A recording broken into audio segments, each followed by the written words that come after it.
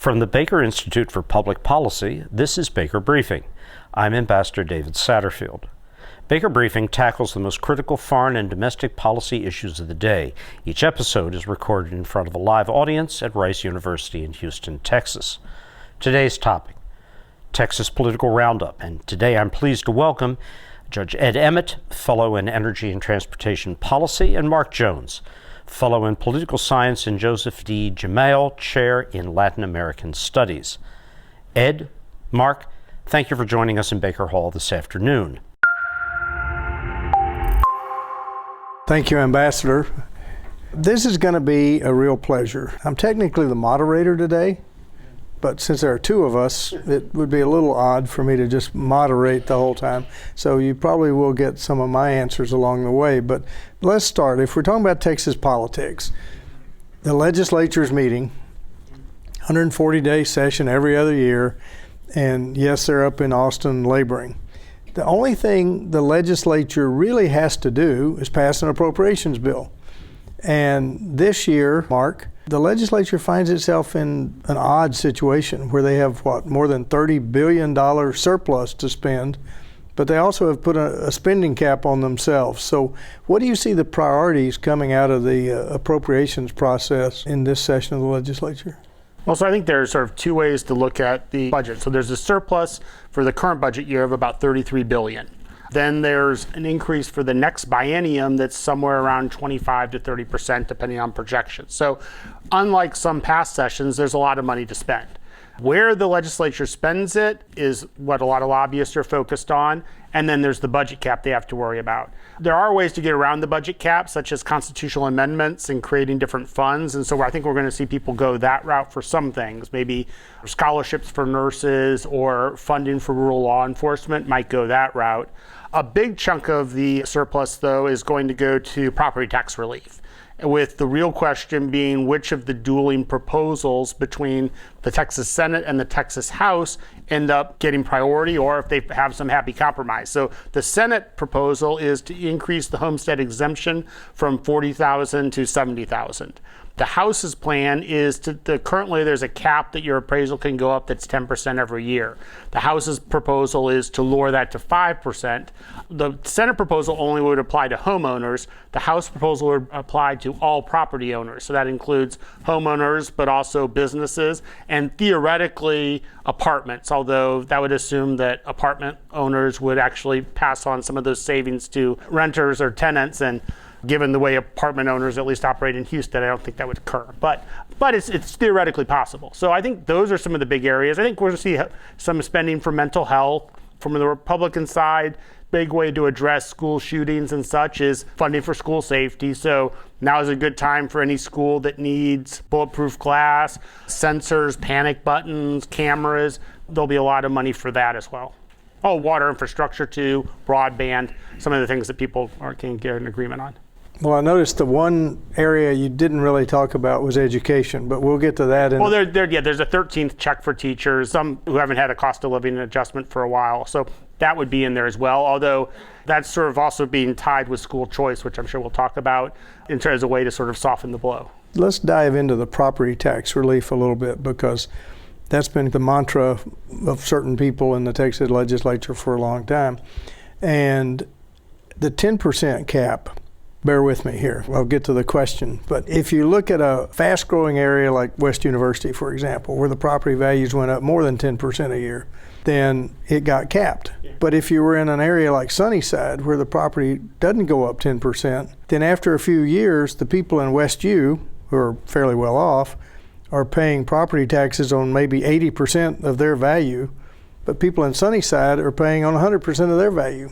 Is that going to be able to continue? I mean, at some point, is somebody going to say, wait a minute, this is fundamentally unfair? Yeah, I mean, that's going to be a critique. I mean, that's why Lieutenant Governor Patrick actually originally favored the cap plan, but he's come around to saying, no, it's better to do across the board homestead because that benefits everybody. The real trick, I think, for Dade Phelan's trying to address is how do you get to renters? That is, renters are a large share of Texas taxpayers, but the homestead exemption doesn't work for them. And so I think Phelan's idea is that if we cap it at 5%, that apartment owners will pay less and they'll pass that on. But I think that remains to be seen.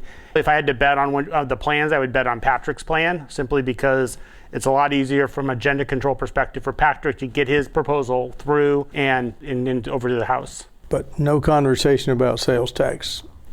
No, I mean, the governor broached the idea originally of lowering the sales tax, but that no one in the legislature is really taking that and run with it. So anytime you start talking about property taxes, that's going to lead us into the conversation of the legislature seems to want to really restrict local governments. And counties, that's basically all they get is property tax revenue. What do you see happening in terms of the legislature's attempt to rein in local governments? There are a host of different approaches there, and usually they all sort of come back to Harris County in some ways. There are statewide approaches, but if you're thinking about what the impetus for them is, it's often something that's related to Harris County. So on one hand, we're seeing in the election realm a goal at the state level to constrain the ability of local elections offices to freelance or do things that's different. And we all already saw that in the election reform legislation that was passed in 2001, that they replaced more sort of standardization across what different counties could do or not do. For instance, Harris County could no longer have 24-hour voting or drive-through voting. The hours had to be more similar across different counties. You've started to see, I think, a similar approach to how you deal with flood control. There's sort of an idea that, sort of removing Harris County's special status in terms of flood control. Education, sort of more standardization of education. And then the DAs is sort of another topic, sort of the ability of DAs to not enforce all of the laws. So that's across the board. Then Dustin Burrows, who's a key member of Speaker Phelan's team, has legislation that's much broader. And what that would do is effectively, unless the state explicitly authorized it, the counties and cities can't do it. And I think one thing to keep in mind with the Texas Constitution is the Texas Constitution is a unitary constitution.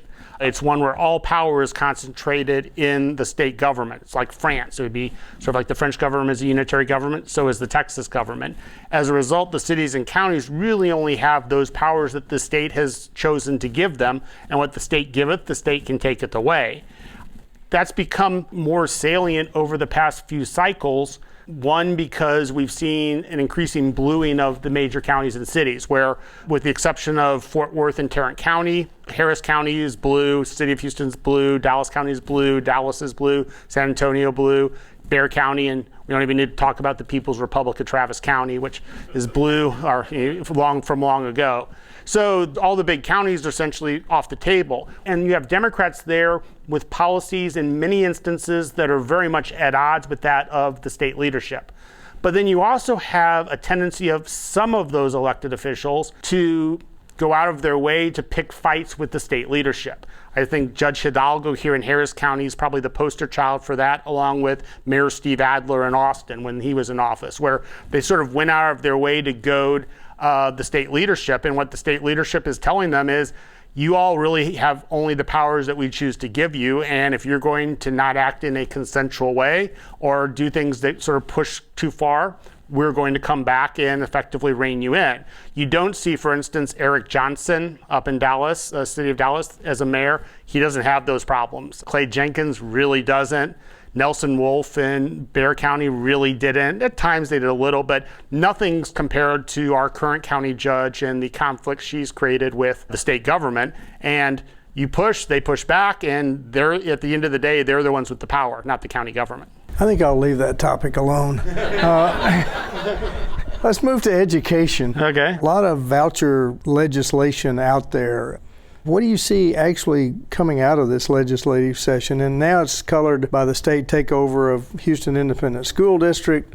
Where are we going in public education in Texas? The state takeover, it's more happenstance. That's something that started a long time ago at a time when there was a failing school legislation that Democrat Harold Dutton had pushed through in the House that required the state to intervene. We had a couple of scandalous school board sessions with walking quorums and hiring superintendents behind the backs of their fellow board members. So there was a lot messed up in Harris County, in HISD. Fast forward to today, there aren't nearly as many problems. And in retrospect, the legislation is off in the sense that it focuses on a single campus, which, okay, if you're in Milam ISD with one high school, it's a big deal if your high school is failing. If you're an HISD with, we have like close to 30 high schools, it's not as big a deal, but that's the way the legislation is written. I think the fact that we're in this fight over vouchers probably caused the governor to push a little more through Commissioner Morath in terms of the takeover and go all the way, rather than sort of an intermediate mode, which might have been possible if education wasn't a big topic statewide. And also if the city and county leaders probably were not as at odds with the leadership in the state government as they are. But the real focus, I think, is on the vouchers and the educational savings accounts that would be created. This is something that Republicans have wanted for quite some time here in Texas, and many other states have already adopted. Georgia has some, Arizona, Florida have made some moves in terms of vouchers. Here, though, we have not. I think the anti-voucher groups, their biggest fear is any reform whatsoever. That is, they've sort of used the camel's nose analogy. That is, even a small voucher reform essentially starts you down the road to vouchers for everyone. The current legislation has been primarily presented out of the Senate. The House, thus far, has, I think, adopted a pretty lukewarm attitude towards it. Dan Patrick, the Lieutenant Governor, can pass it out of the Senate easily. That's not a question. The question is, when it gets to the House, are there the votes among Republicans to pass it? Now, traditionally, the rural and semi-rural legislators have been more against it. That's started to shift, and what you've seen, I think, is Governor Abbott, and one of the reasons why he's making all of these trips throughout those cities is to demonstrate to the state reps and senators who represent those areas that the people who vote in the Republican primary are pretty pro-voucher, pro-school choice, more from an ideological, philosophical reason, less so from a pragmatic reason, simply because there aren't private schools in those areas. Although Texas is an entrepreneurial place. If everybody had $8,000 to spend on a private school, we may start to see some churches and other places in more rural areas start to put schools together. So that's where we are. I think the trick is trying to get it actually through the House, and then the devil's in the details. So for instance, even the details that Brandon Creighton, who's senator from up in Conroe, he's the one shepherding the bill through the Senate. For instance, if you have a child in private school right now, you would not be able to get a voucher under the current legislation. So once that gets out there, there are going to be some people that are going to be like, oh, wait a second here. This isn't going to benefit me. It also is going to be heavily restricted to areas where the campuses are failing, where they have on the TEA scores a C, D, or Fs. Relatively few resources are going to be available for people at better performing campuses. So once you start sort of carving it up that way, and so once it doesn't apply to people who are already going to private schools, it's going to be limited in terms of the funds that are there to be allocated. To the extent to which there are funds, it's only going to apply to these districts. You're going to start to get, I think, more pushback and more people saying, well, wait a second, that's not exactly what I want. And even though they might want parts of it, they're not going to like other parts. And so I see it having a really tough time passing out of the House. So, since we're talking about schools, the tragedy in Uvalde brought school safety to the forefront, as did Santa Fe. Is anything going to happen with regard to gun safety relative not just to schools, but in general? No. I think we can expect pretty much zero happening with common sense gun reforms. And it's when you look at polls, overwhelming majority of Texans, for instance, favor raising the age to purchase an assault rifle from 18 to 21, which is very poignant and appropriate when you're talking about Uvalde, because it was someone who just turned 18 who bought that assault rifle. That's a reform that in theory should be easy to pass. That is, an overwhelming majority of Texans support it. You can tie it directly to the Uvalde massacre, but it has no hope of seeing the light of day, nor do any other reforms such as red flag laws, closing the gun show loophole, all of which are immensely popular with Texas voters. They just don't have the support in the Republican Party leadership. And I think the only gun-related legislation that's likely to pass is a minimum 10-year sentence on a crime if you commit a crime with a gun, which isn't exactly gun control. Since you talked about issues where the public is on one side and the legislative leadership seems to be on the other, I guess we have to go to abortion. Texas has stringent a law as there is in the country, I guess, right now. No exceptions. Public overwhelmingly favors some exceptions. Any momentum there at all? No, so if you look at public opinion, the median Texan, right down the middle, we have a very divided public. That is, you have a large share of the public likes the current legislation, about 35, 40%. And then you have about 25 who would like the old Roe position of 23 weeks and beyond. And then you have people in the middle. The median Texan generally would favor abortion being legal in the case of rape, incest, or severe fetal abnormality, and if the mother's health is in danger, and then maybe through 6 weeks of pregnancy. That's where you start to sort of go from majority to majority. I think that, in many ways, the Republican leadership painted themselves into a corner when they passed the trigger law. And that was back in an era when, for Republicans, abortion was great policy because it mobilized the base, but you never had to worry about it actually having an adverse effect electorally because the Supreme Court, you had that blocker there between Roe v. Wade and Casey. So when the trigger law was passed, there was the belief, okay, well, we satisfied the base with the trigger law, but this is never going to actually go into force, so we don't have to worry about it. I think if they could have it all to do over again, they would include some type of rape or incest exception or fetal abnormality exception. And we've seen that like places like South Carolina, that's where they've sort of fallen on this issue, but they can't go back. I mean, I don't think neither Greg Abbott nor Dan Patrick or Dade Phelan wants to essentially raise that issue in the legislature. I thought Speaker Phelan actually said they might look at rape and incest. He said maybe, but he's the only one, and he hasn't made it a priority. He paid some lip service to it, but if you look at his priority bills, it's not there. Speaking of the Speaker, by the way, I'm wearing my Texas House Speaker cufflinks just for this panel tonight. Texas has always been interesting in the fact that you had committee chairs from the party that was not in power. I mean, for example, I was chairman of the House Committee on Energy when there were 40 Republicans and 110 Democrats, and yet the Speaker appointed me to that chairmanship. The Republican Party, the State Republican Executive Committee, made this their priority. They told the Speaker, no way you can appoint any Democrat chairs. But he did anyway. So is that going to continue, or do you see that ultimately going away? No, I think it's going to continue for a couple of reasons. I mean, I think Matt Rinaldi and the statewide party did probably cause him to name maybe a couple fewer chairs than he might otherwise have named. But overall, he stuck with the tradition. But it's not just a tradition, it's important from a power perspective. I mean, let's go back to sort of Kevin McCarthy and the hell he suffered on those votes after votes after votes, having to essentially try to curry favor with Lauren Boebert. I mean, with essentially essentially you needed every vote there.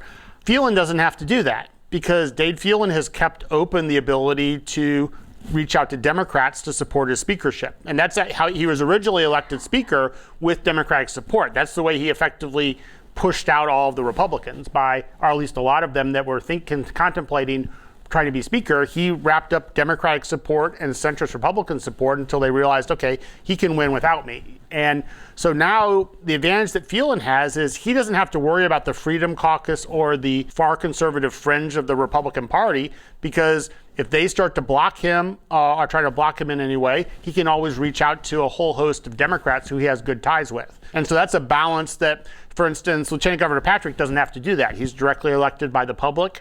And so as a result, he doesn't need the support of any Democrats, and he right now has one single Democratic chair, the Dean of the Texas Senate, John Whitmire, in criminal justice. And if Senator Whitmire is elected mayor, I suspect we will go to 0 Democratic committee chairs. Okay, since you brought Senator Whitmire into the conversation, can't talk about Texas politics without noting that probably the biggest election this year is going to be mayor of Houston. What are your thoughts on that? It is the election that all eyes are going to be focused on in Texas, both because Houston's the one major city in Texas with a strong mayor system. So our mayor isn't just a glorified city council member, which is what a mayor is in every other city. There's a city manager, and they have effectively a bully pulpit as mayor, but they don't have the power as mayor. Our mayor controls everything. So it's a very important position. You're elected for a 4-year term. Senator Whitmire, I think, is clearly the favorite and is a virtual lock to be in the runoff. He's done an exceptionally good job blocking off his right flank. That is, a lot of the people who you would expect might donate to a Republican candidate are all supporting Whitmire. And so if you were going to try to run as a Republican, you would not be able to raise any money whatsoever. I think the real race will be for second, whether it's Amanda Edwards, Chris Hollins, Robert Gallegos, Gilbert Garcia, or Sheila Jackson Lee if she decides to run, but I don't see why she would, but her name keeps getting pushed out there. But one of them will have to sort of try to run and get second place. I think all of them probably lose to Senator Whitmire, at least under the current status quo. But you always have to run the campaign, hold the election. Things can happen in the campaigns, information can be revealed, errors can be made, and so things could change between now and November. But right now, I think John Whitmire is the person to beat to be the next mayor of Houston. So the broader question about Texas politics, for the last few election cycles, the Democrats were convinced they were really going to make inroads at the state level. Texas was becoming blue. Democrats control, like you said, pretty much all the urban areas. Look in the crystal ball. Is that going to happen? When do the Democrats actually take a statewide office? I think we're still a ways away. I don't think 2026 would be the year, maybe 2030, but definitely not 2026. Right now, Republicans, I think, demonstrated in the past election that even with a deeply flawed candidate like Ken Paxton, so if you can win by 10% with Ken Paxton as your candidate, that tells you something about voting patterns in Texas. And, Beto O'Rourke, at least in 2018, you could talk about mobilization issues. Beto O'Rourke and his supporters spent over $75 million. That's enough to mobilize people in Texas and get them out to vote. So it wasn't even a mobilization issue. It was simply Texas remains a red state. And by controlling redistricting, there is a locked-in Senate majority. If there's one certainty, it's through the end of the decade, Republicans are going to control the Texas Senate. Maybe Democrats could, in theory, win in 26 or 30, but Republicans are going to control that Senate at least until the next redistricting cycle. So, final question. Periodically, an issue arises. If you're old enough to go back to 1972, the Sharpstown Bank scandal, which resulted in 76 members of the Texas House being freshmen the next legislative session. Abortion's not going to be that issue. Do you see anything on the horizon that's going to really capture the public's attention and say, we're going to go vote based on that issue in Texas? Or is it just going to stay party structure? Well, that's always a theoretical possibility, but it didn't happen with the Uvalde massacre, didn't happen with the Dobbs decision, didn't happen with Trump in office. There are lots of things that could have been that black swan event and haven't materialized. There always could be. I think had we had another massive grid failure, that might have done something, but we didn't.